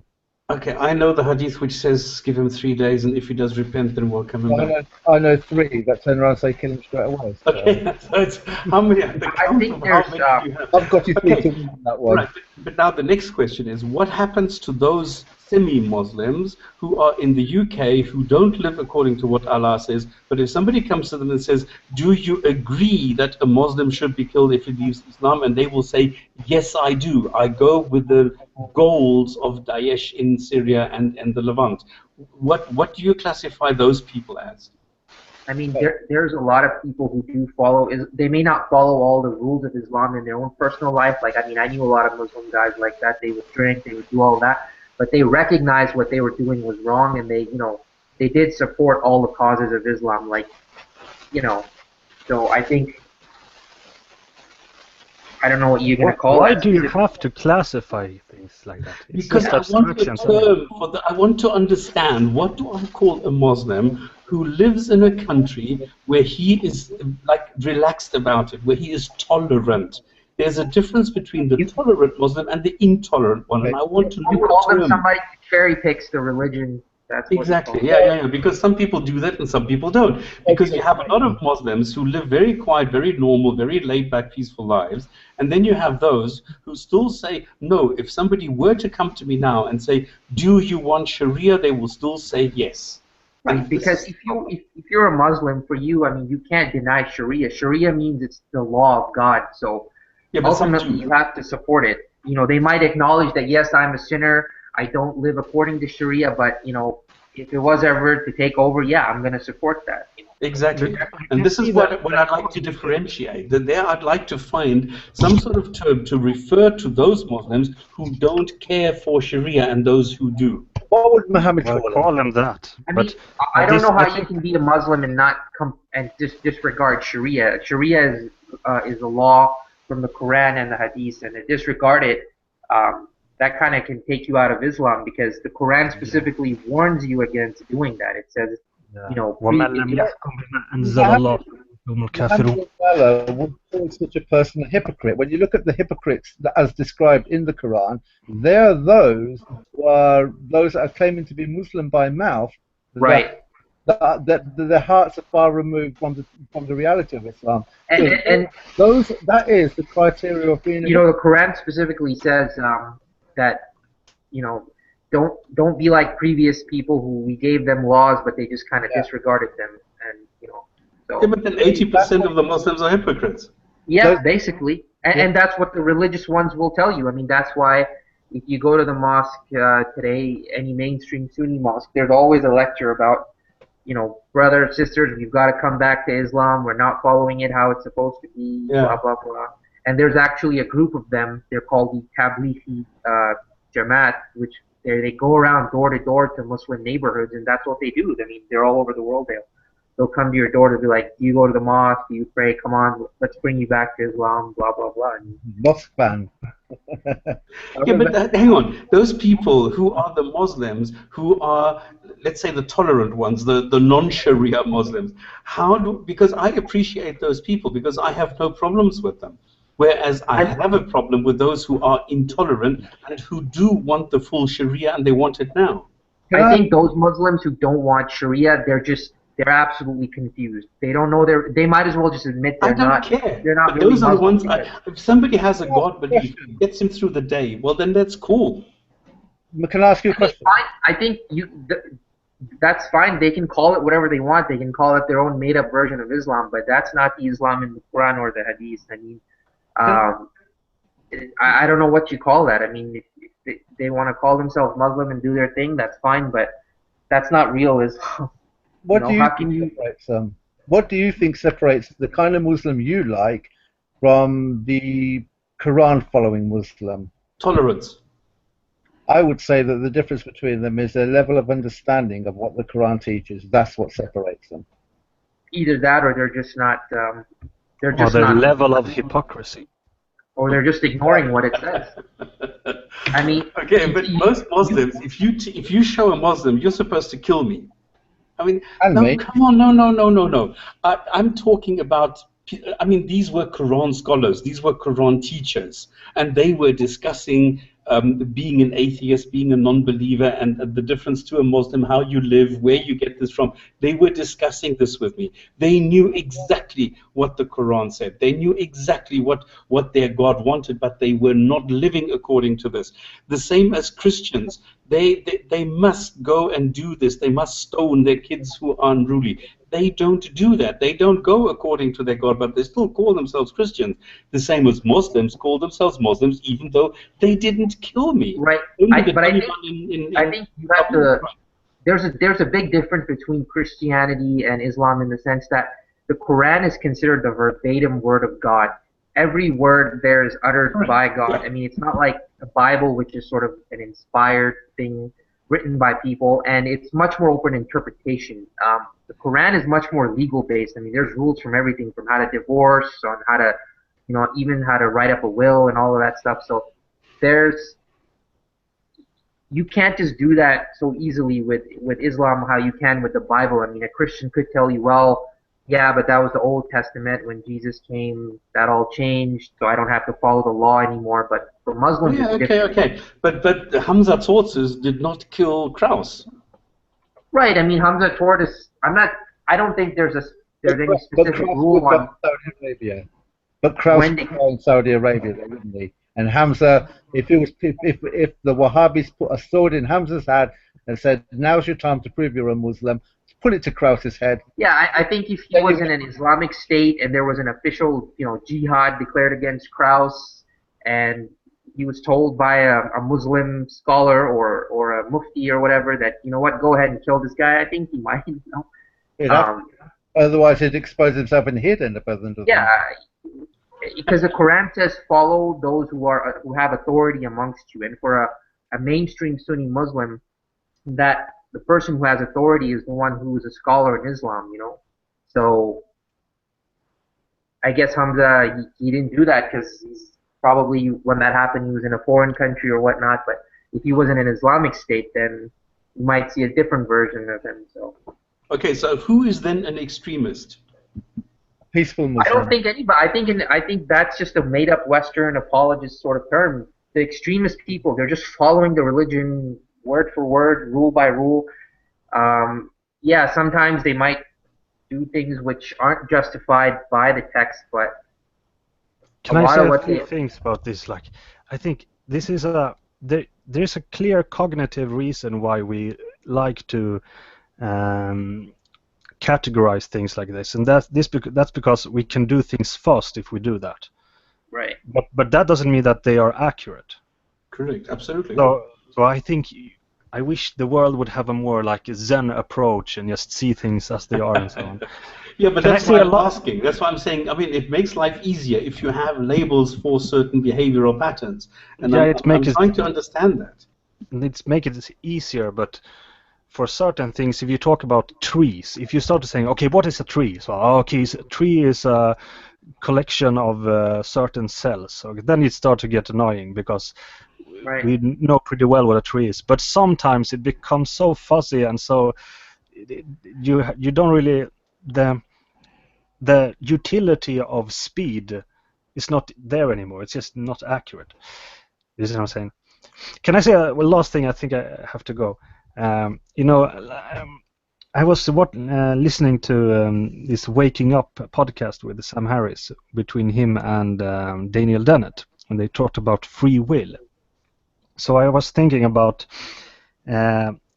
what's like making a little research about what Islam says about free will, and like what they call qada wal qadar, if you know what it is, like the destiny or whatever you should call it. Yes. So it would be funny to talk about that next week. I think it's very quick. There is no such thing as free will. Finished. Yeah, for us. But what does Islam says about it? Because then you can see all the weird things that first God. This whole testing thing. Yeah. So I was thinking making a little bit of research maybe for next week and Do you want to do that for next week? Because I was actually waiting for Raven to give us what was it, the equal rights and women's rights, and I'm still hoping that he's going to do that. But do you want to do that for next week? Yeah, but if Raven can do his thing research first. that you did on the on the topic of the duality between no compulsion and religion and compulsion, I mean, that was fucking brilliant, let me tell you. Yeah, I can't guarantee I will find as funny things, but I was listening. That again, I mean, if you want to do that, absolutely. I mean, okay, then I will take this down as next week we're going to have the topic free will, as discussed by Mr. Scandinavia. Yeah, Scandinavia. Okay. Assalamu alaikum wa rahmatullahi wa barakatuh. Fuck off. What? Go well, man. You know, there is a hadith actually where it was a Jew that passed through by Aisha, and he said Assalamu alaikum to Aisha and the Prophet Muhammad. So Aisha said Assalamu alaikum, which means death be upon you. And then the Prophet said, no, you shouldn't say that. You should only say alaikum, like on YouTube. So when I say Assalamu alaikum wa rahmatullahi wa barakatuh, it's not proper to say what you just said. You can just say wa alaikum. Okay, wa alaikum. Thank you. Since when am I proper anyway? All right, so we've discussed. Okay, what I would like to do actually, I would like to read you something that I received by a Muslim, whom I asked, do you think that the rape of married slaves is allowed in the Quran? And he wrote back and he says, I'm not a troll, I'm a Muslim, so I have to defend everything what the Quran and the Sunnah says. No, I admit everything that's in the Quran and authentic Hadith and have nothing to be ashamed of. I am proud of everything, including so-called sex slavery. We, in the end, we're going to save millions or even billions of people from the horrible suffering which are detailed above, where he was talking about hell and blah, blah, blah. So that your capitalism and abolition of slavery has inflicted on mankind. If you don't like Islamic slavery, including your girlfriend system, then tell us how you will solve all the social disasters I detailed above. I challenge you to give me a solution. A just war is necessary, just war. The security of our homies and the Muslim Ummah is of the utmost importance, so inevitably enemy soldiers will have to die, including war criminals. From your point of view, ISIS is a threat, so you have to war against them. In this case, the women lose their male families and their homes. Where do you expect them to go? Bear in mind, in the old days, there was no modern concept of all women should go out and find their own job and be independent. This is why we take them as cohabiting domestic partners to give them a new home with a new family. So what options do they have? They can go out there in the rubble ruins of the city and scavenge on the garbage bins, which is now common in the West. I saw it with my own eyes. Or beg on streets as homeless tramps, or plenty in my city, their number is growing. Or they can become prostitutes, serving 20 men daily for £1 each. Again, common in the West. Or they can migrate thousands of miles to an alien land with unfamiliar, potentially hostile people and struggle to adapt their culture and way of life. Or finally, after a lot of struggle, find a job, if they're lucky, do back-breaking exploitation work, 18 hours a day, minimum wage, not enough to pay the bills, live in miserable poverty, get depressed, maybe addict in drugs. And then he carries on saying that this is actually a social construct, that slavery is a social service for those women who have nowhere to go, who have no identity because the men are killed. This is what I got from a Muslim today. I think you're dealing with somebody totally who's demented.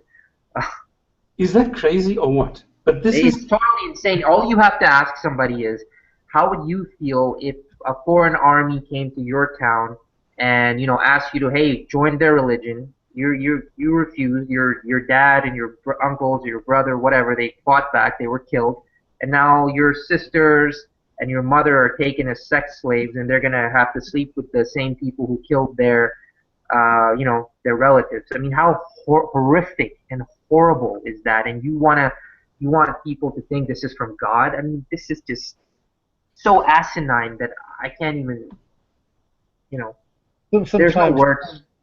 Sometimes a Muslim can respond defending Muhammad and Allah in such a way that I don't think words can grasp the emotion of what you want to say in a vocal way as to how contemptible their response is. I mean, would you want another army to treat your own daughter, your own mother that way? I mean, exactly.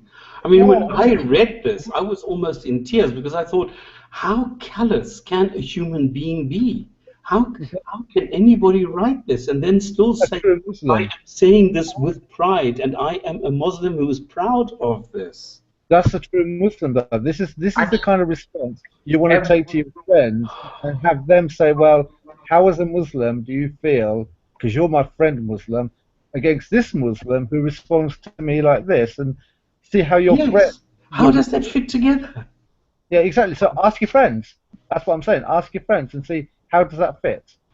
Because if the man that's responded to you like that, he will be able to go look at Islamic history, text, Hadith and Surah, and say, there's my backup. Your friends, the kind Muslims, the nice Muslims, they have nothing to attack him with or to condemn him with. There you go. There's actually a Hadith about this where the companions of the Prophet, they came to him and said, hey, we've captured some women, and you know, we want to sleep with them, but they were a little bit ashamed because their husbands were tied up in the next tent or whatever. And then a verse came down right away. You're not allowed to have relations with married women except for those, you know, captives. So I mean, you're right, and possessive. It's absolutely disgusting, and I think it's a virus. I think that day or the day after, didn't he? Pardon me? Of them?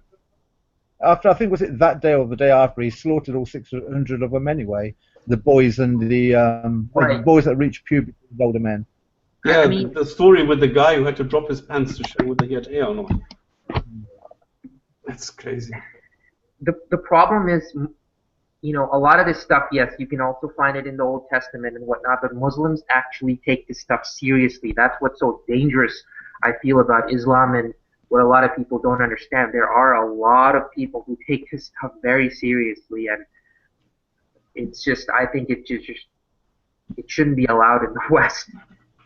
Yeah, but this is the whole point. How can Islam fit into the 21st century as a proper Muslim should behave? You can't. It's impossible. It can't. It absolutely can't. And it prides itself on that. I mean, Islam actually says this is the religion that will stand the test of time. We are not going to reform. Yeah, exactly. It doesn't work. It doesn't work. And sure, I mean, there are little fringe movements out there like the Ahmadis and these Milis and Sufis, but that's not the mainstream Sunni Islam as it is. It will not change, and the scholars will never let you just go in and say, hey, these rules aren't relevant anymore. They were for back in the 7th century. It just won't happen, because I've seen it in my own mosque. Like, they'll defend this stuff for, you know. But the Muslim would say, you're saying, how can Islam fit in the 21st century? I would say, from an ex-Muslim's point of view, their response would be, how can the 21st century fit with Islam? I mean, I was, the last sermon I heard at the mosque on a Friday, and I mean, this is in the U.S. You have to see how crazy it is. The guy was actually preaching that there's no such thing as rape in marriage. If your husband calls you to bed and you're a woman and you don't have any valid excuse, you shouldn't refuse. Otherwise, the angels are gonna curse you. Exactly. Yeah. And that was the last time I ever went to the mosque. I got up and walked out of there, and I've never been back ever since. Oh, is that what did it for you? That pushed me over the edge. I was done. I was like, oh wow, that's a good one. I've never heard that one before. I felt ashamed. I don't want to be part of this anymore. After that, I was done. And I've heard heaven, I've heard hell, I've heard slavery, I've heard all sorts of things, but never that one. that last one pushed me over the edge. It's just the way that the religion treats women. It just keeps them down. They inherit less. Their testimony is worth less. They're not supposed to go out of the house. And then they justify that by saying that, oh, the reason they inherit less is because men have to take care of them. Well, you don't even let them get educated so they can kind of take care of themselves. I mean, it's just... The irony is, with what you're just saying there about women, is that Muhammad at 26, when he got his first revelation from the angel gibberish in the cave, he didn't know what was going on. He wanted to commit suicide. He thought he was possessed. If it wasn't for Khadija, his boss, who happened to be his boss, she was the one that's the originator of Islam. He wanted to commit suicide. She sussed what was going on here. I thought, no, you're a prophet. Let me take you to my uncle. He'll confirm that you're a prophet. And the irony is, the biggest condemnation on women, for the past few thousand years, has been the impact of Islam on women. And yet, without a woman, Islam probably would never have been originating. True. Wasn't he 40? Indeed, it's ironic, and I get really mad when I see these stupid girls in the West.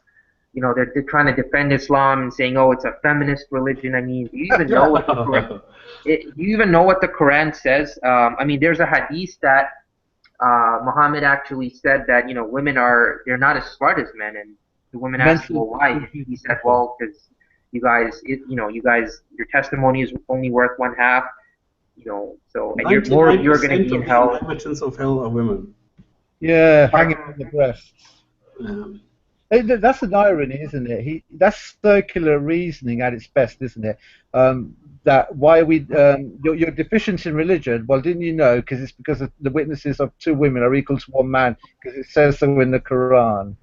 So the Hadith of the Quran circular. Yeah, but that's only in financial matters and only in certain circumstances. And, I asked, sort of a knowledgeable imam about this when I confided in him. Hey, I'm having some issues. What about this?